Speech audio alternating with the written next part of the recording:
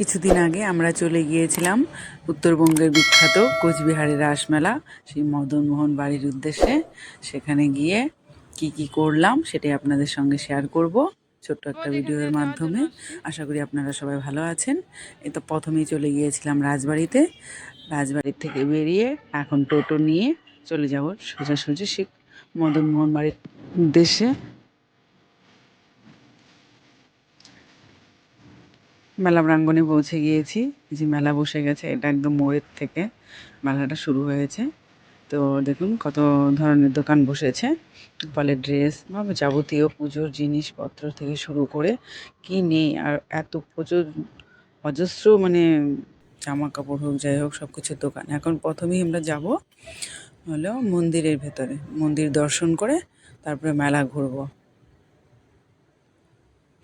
তো মন্দিরের main gate যেটা, এটা এই যে সাগর দিকে, এখানে লোকেরা স্নান টান করে। আর এটা মুখোমুখি এই যে দেখুন, এটা হলো মন্দিরের মেন গেট। কিন্তু মেন গেটটা আপাতত বন্ধ রয়েছে। আমরা সেই জন্য ওই সাইডে একটা গেট করেছে, ওই সাইড দিয়ে মন্দিরের ভেতরে ঢুকবো। এখানে বাঁশের ব্যারিকেড, পুরো পুলিশি পাহারা রয়েছে। দেখুন এটা সোজা রাস্তাটা, আর এখানে রাসচক্রটা। প্রথমে আমরা গিয়ে রাসচক্রটা ঘোরাবো। প্রথমে যে হোক আমার ছেলে আর ওর বাবা ঘুরছে, ওরা ঘোরা হলে তারপরে আমি ঘুরবো। দেখুন আমি ঘুরিলাম, বাবা একটা পুরো ধাক্কা দিয়ে ধরে দিয়েছে। তারপরে চলে যাচ্ছি মন্দিরের ভেতরে। হাতের কারুকার্যে তৈরি এটা রাম মন্দির। তারপরে এখানে নানান রকমের জিনিস সাজিয়ে লিখেছে, এটা সরস্বতী পূজা। এক একটা জিনিস বানিয়েছে, তার উপর লিখে রেখেছে। আর এই পাশটা ওই যে মন্দিরটা দেখতে পাচ্ছেন সাদা চূড়া, সেটা হলো মদনমোহন মন্দির। আর এখন আমরা প্রথমে এদিকটা দিয়ে চলে যাব মন্দিরে। এই মন্দিরটা, এটা মা কালী মন্দির দেখলাম সামনে, ওখানে ঠাকুর বসানো আছে। এখানে প্রণাম করে তারপরে এই পাশটায় যে আর্ট এক্সিবিশনে এখানে চলে গেলাম।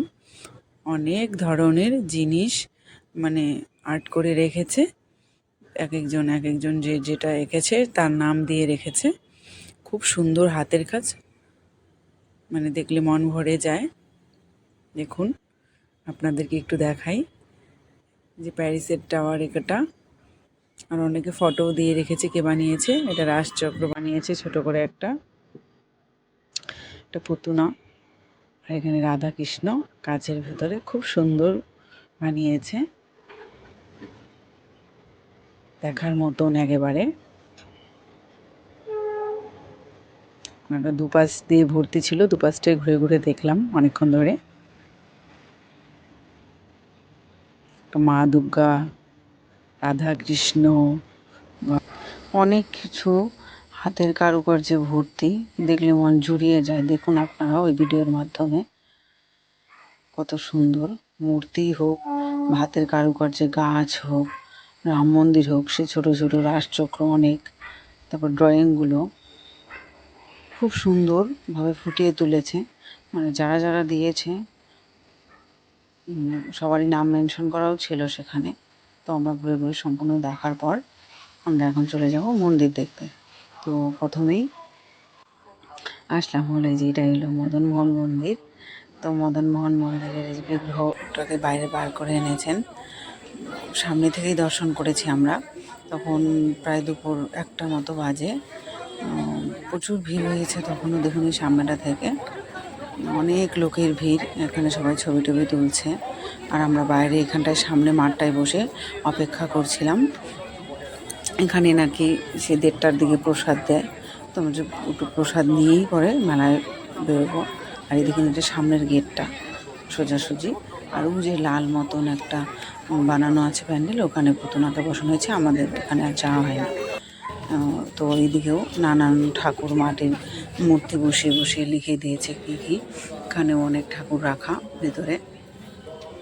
আর এই পাশ দিয়ে যে দিক দিয়ে বেরোবো, এই পাশটায় দেখুন এই যে এইখানে যে সব আছে, এখানে সব আর্ট করে করে রাজাদের ছবি সব রাখা। এখানে শিব পার্বতী, রাধাকৃষ্ণ, সখীগণ, অনেক কিছু, দেখলে মন ভরে যায় আর কি। আর এখানে গোপাল সোনা মাখন খাচ্ছে। আর এখানে একটা দুর্গা প্রতিমা রাখা ছিল, এটা পশ্চিমবঙ্গ সরকার কর্তৃক বিশ্ব বাংলা পুরস্কৃত আর কি।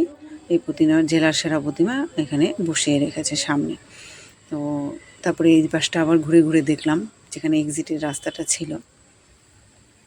সম্পূর্ণ ঘুরে ঘুরে দেখার সঙ্গে সঙ্গে এখানে 1:30টাও বেজে গেল। তখন এই যে পিছন পাশটায় মন্দিরের বিগ্রহের পিছনের দিকটায় ওখানটায় প্রসাদ দেওয়া হয়। এই যে খিচুড়ি প্রসাদ আমরা সবাই অল্প অল্প করে নিলাম, নিয়ে তারপরে ওখান থেকে বেরিয়ে মেলায় চলে গেলাম। মেলায় গিয়ে এখানে গরম লেগে গেছিলো পুরো, তো এখানে আখের জুস খেলাম সবাই, পেয়ারা মাখা, অনেক এক ধরনের দোকান প্রচুর পাওয়া যায়, কি নেই মেলায়। এত বড় মেলা, ঘুরে শেষ করা যায় না, ছড়িয়ে ছিটিয়ে। তো ছেলের জন্য একটা ঘড়ি নিলাম।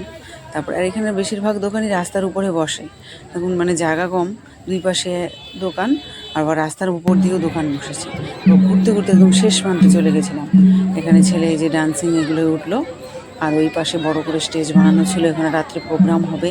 এখানে আমরা প্রচুর চপের দোকান ছিল, সেখানে খেলাম, আর অনেক কিছুতে ঘুরলাম, উঠলাম, কেনাকাটা করলাম। সব কিছু তো আর ভিডিও করা হয়নি, আমি ছোটো একটা ব্লগ ভিডিও বানানোর চেষ্টা করেছি। আর আমি এই প্রথম গিয়েছি এখানে, বাড়ির কাছে থাকা সত্ত্বেও আগে আর যাওয়া হয়নি। তো এবার গেলাম, ভালো লেগেছে। তারপরে দেখুন রাত্রি হয়ে গেছে, আমি আরও টুকুটি জিনিস কিনে রাতে এখানে বাইরে হোটেল বসেছিল, ওখানে খাওয়া দাওয়া করেছি। খাওয়া দাওয়া করে তারপরে আমরা স্টেশনে চলে এসেছি। তো স্টেশনে এসেছি তখন প্রায় 8টা মতো বাজে, আমাদের ট্রেন ছিল। তারপরে ট্রেনে চেপে আমরা বঙ্গাইগাঁও পৌঁছেছি সেই 11টার দিকে। সারাদিন অনেক ধকল গিয়েছে। তো এই ভিডিওটি আপনি কেমন লাগলো অবশ্যই জানাবেন।